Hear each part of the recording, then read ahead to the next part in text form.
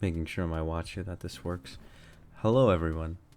It is me, myself, and I, Nubsy's co-host of Blockbuster Banter, co-owner, proud owner, founder, CEO, CFO, I was president, of course.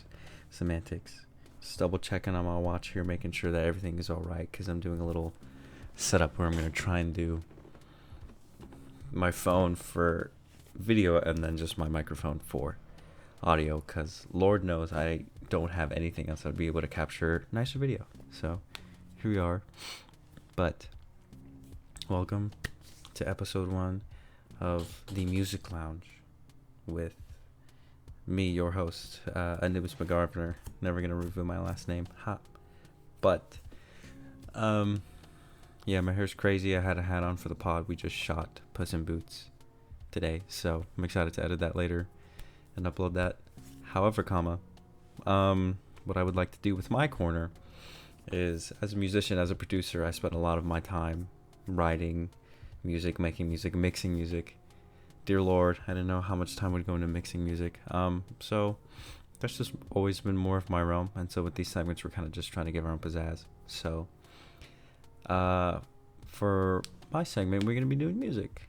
And what I'm going to be doing with this series, with this corner, is go over songs in a little fun playlist that I have. I should link to this video. It's a good idea, me. Yeah, I have this whole playlist called Best Of, in which it started with the first song of this episode. The first song of the playlist, which will be this episode, where I remember hearing it for the first time, and I listened to it on repeat for hours and hours and hours. I think it was 3 hours, 2 or 3 hours. I listened on my headphones, and then some earbuds, and then on my computer monitors, on my speakers.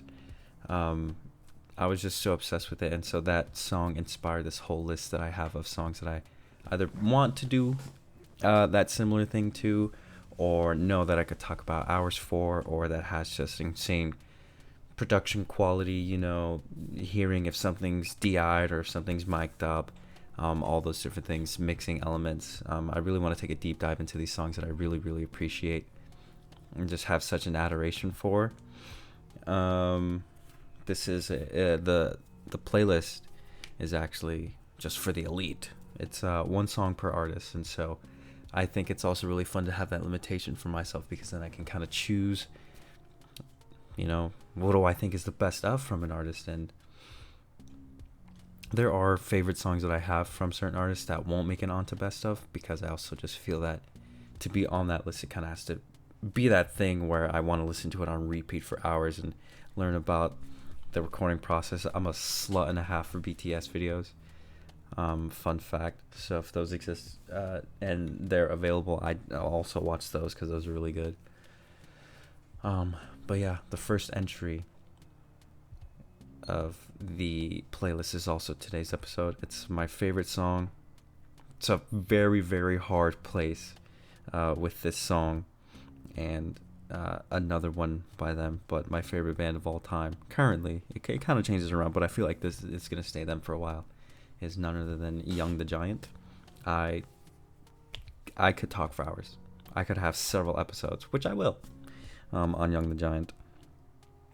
However, today's episode, the start of it all, is Panoramic Girl. I should have the lyrics pulled up, because I remember some of the first things that I picked up on, because me personally, even with my favorite songs that I've loved for years, I'll tend to think of them as a whole coherent piece. Rarely will I kind of listen to the lyrics and be just, I don't know, I guess I can't keep up, but I typically won't be like, this is what the lyrics are sounding like, this is what the guitar sounded like. It's not until I get inspired by it, or like inspired enough, such as with a song like this, to be, what are they saying? What is the guitar part? How is this panned? How is this mixed, EQ'd, and all that stuff? And so, one of the first things that enamored me by this song, which I'd already discovered Young the Giant and was really starting to like them, but I think this really solidified them in my mind as these are just fucking artistes and perfection with their craft. I don't know if I'm gonna go over the whole lyrics and kind of make that part of every episode. However, they're just kind of slay. They're kind of slutty slay. Like let's see. The first verse is, I sedate my heart, bleed you, then restart. You are the only image in my mind. Memorize the lines, then trace them slowly. And just the way that this is said, and the composition of every one of their pieces, but in particular this one is my favorite, and I've thought about this a lot, is that everything kind of fits together in a way where it feels like there's certain spaces left for each member of the ensemble to be like, this is where I fit. But if you had like a bar chart, it's never like there's empty space. There's all these allocations for each element, for each member, and they fill it, and it's just one whole complete like bar, you know? And so the way that the vocals are sung just throughout the entire song, and then the intro mid-levels, the guitar, and I don't even know what the hell they use. It's some weird audio effect I'd have to do research on, but it's just so phenomenal.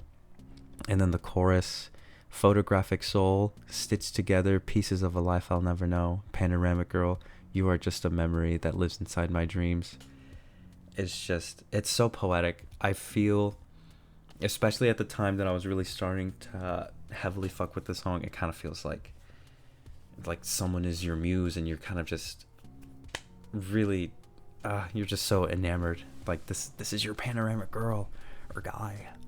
But and then the next verse, fix me in the wash, strip my colors off, you are the vision, swimming in my sight, capture in the light a crystal prism. And then we have the chorus, and then the chorus again, just some arrangement things. But this was the first time I remember listening to a song and the lyrics kind of just hitting me in my brain and sticking the landing, as opposed to kind of just passing through and me only knowing the melody. Because typically with some of my favorite songs, I'll know the melody really well because I had vocal training. I was in choir. I love to sing. I was in a band. I do a lot of vocals for my own personal music, so I'll know the melody, and it'll be easier for me to pick up the lyrics once I actually look at them.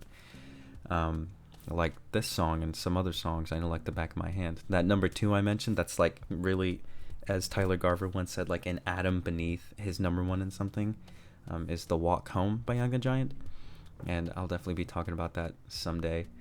But with those 2 songs, I know the lyrics like the back of my hand because of how stricken I was by the melody, where I was like, oh, I have to go back, I have to know what we're talking about. And that's one thing I feel. Yes, each member knows exactly what their place and their part is within this song and like the songwriting process. However, so many of Young the Giant's lyrics are just so poetic and very powerful and impactful, and leave enough room, even like as much as I think as they're very aware of what they want to be talking about with their writing, I feel like there's still room for interpretation, which is what I really love about a lot of their music. Is that, yeah, you want music to be relatable. We're all human beings. What one person thinks and sings and, you know, writes a little bass riff to, I'm sure someone could be like, yeah, that's actually exactly how I feel. And so that's another reason I adore the song very much. But then just the elements, as the intro is like this little weird effect over the guitar. I'm sure it's a guitar because I listened to it on repeat so many times, but then there's like something on top or something, some effect done to the guitar where it kind of sounds like, I don't know, to me it kind of feels like if you're kind of wiping a satin like pillowcase or fitted sheets or something. It kind of has that motion to it, but then the groove just comes and kicks in so hard. And the rhythm section, and by that I'm only really going to be meaning like the bass and the drums, because I'm primarily a bass player. Love bass. It's my favorite instrument. It's my favorite thing to write, and working with a live drummer when I was in a band was my favorite part. And so like those two, that groove is so well set, and it is just so amazing. And I like exactly where the placement of every note feels so meticulous and in particular and thinking ahead almost. And so it's just a really amazing groove. I like there are different elements, because you'll have like the electric guitar, and then you'll have, oftentimes in music production, you'll have an acoustic guitar or something just mic'd up on top, so you can hear the physical strumming of the strings, like that actual scraping sound, which is just so nice to add on top. Really every element of this song is just mixed onto each other and made into one piece, because that's one of my favorite things, and that's something that's present in a lot of the songs in the best of playlist, is that I love when a song fills space and there's no empty space, and I feel like Young and Giant hits that so well each and every time, and they're my favorite band of all time. They're amazing. This song is amazing. I'll have to figure out if next time I can include like things or clips or such, because I don't know how the hell copyright works. That's Mr. Garf. I'm just the editor in Queef. But I'll be figuring that out. Hopefully, I feel like I'm gonna try and keep these short as Garv did, but hopefully me just talking my head off and evangelizing Young and Giant and this song can inspire you to listen to it. Let me know your thoughts. Let me know what you think. What's a song that, if you have a similar playlist that's been inspired, let me know what that song is, what it's like. I love to listen to new music and get new perspectives and ideas. Discover Weekly shout out. Sometimes it's fucking dog shit, but sometimes it's really fucking good. Thank you for joining in my corner. I will see you all next time.